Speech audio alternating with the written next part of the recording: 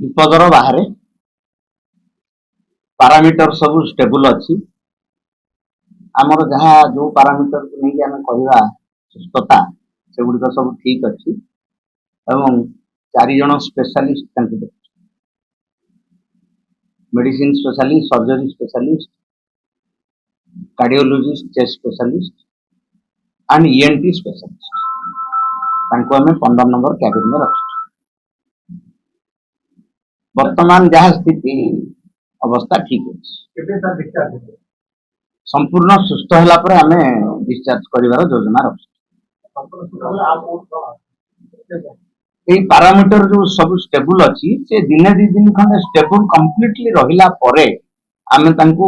निश्चित भाव में पचारू जे आम देखु आप ठीक अच्छा तेणु आम आपंकर स्वास्थ्य अवस्था जेहेतु स्थिर अच्छी आपको आम डिस्चार्ज करने चाहूँ डिस्चार्ज कर जहाँ आसला बेलू जहाँ थिला आम स्पेशलिस्ट मान सहित डिस्कसन कलु आमर सीडीएम मैडम चेयरमैनशिप रे गोटे टीम गठन करा जाइतला जेहेतु एटा गोटे मीडिया एवं पब्लिक अट्रैक्शन गोटे बड़ पेशेंट थिला ये एवं जने जनप्रतिनिधि मध्य से दृष्टि आमर गोटे जरूरीकालीन मीटिंग डका जाइतला जो मीटिंग रे सब स्पेशलिस्ट मानकर व्यूज निया जाइतला से तार जहाँ इंजुरी किसी अच्छी से इंजुरी से डॉक्टर मेंशन करेंगे जे देखिछन्ती प्रथम आउ तांकर कान टिके पेन होतला डिहाइड्रेशन थिला एंड बहुत मेंटल स्ट्रेस भीतर से गति करुथिले तेणु आ खाद्य भी कमी जाइतला निश्चित भाव में टिके दुर्बल हो जाइतले एई सब को नै करी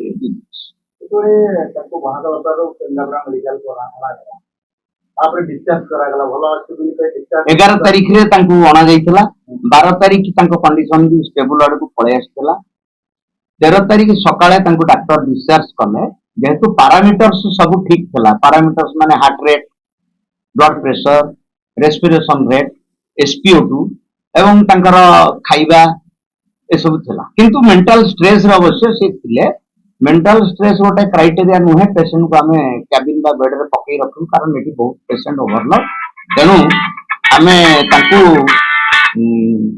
डिस्चार्ज करते जेल को गला परे मध्य तांको खेल आना गला तार स्टेबल नाही गेली जे जेलर करिले तापर धरो आज 3 दिन तो जेल रु आसिला परे तांको कंडीशन रे से एक्स्ट्रा ऐड कले तांकर भयंकर भाव में मुंड भुलौची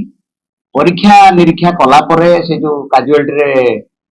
जने मैडम डॉक्टर थिले एवं आउ जने मध्य जेंट्स डॉक्टर थिले से माने परीक्षा करी देखले तांकर सीवियर डिहाइड्रेशन थिला ब्लड प्रेशर टिके फॉल करी जाइतला तेणु तांको एठी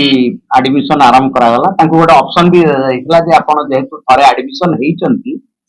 एवं आपनकर अवस्था आउ टिके खराब हे जाइछि डिस्चार्ज को भलो थिले एबे पुन 6 घंटा भीतर आउ टिके खराब हे जाइछि स्थिति टिके बिगड़ी जाइछि तेणु आपन कटक जीवे कि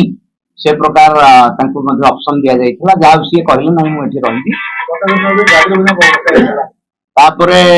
से निजे मनस्थ कले नै मु एठी रहिबी तेणु तांकर सीवियर डिहाइड्रेशन करेक्शन करा गला तांकर जो रिलींग पई तांकर जो वीकनेस पई इंजेक्शन सब दिया हला पेन भी होतला कान पेन तार ट्रीटमेंट करा गला एवं तांको ए पर्यंत भी ट्रीटमेंट चाहिए तार केते दिन पई आजिर अवस्था संपूर्ण सुस्थ अच्छी टिके टिके पेन होती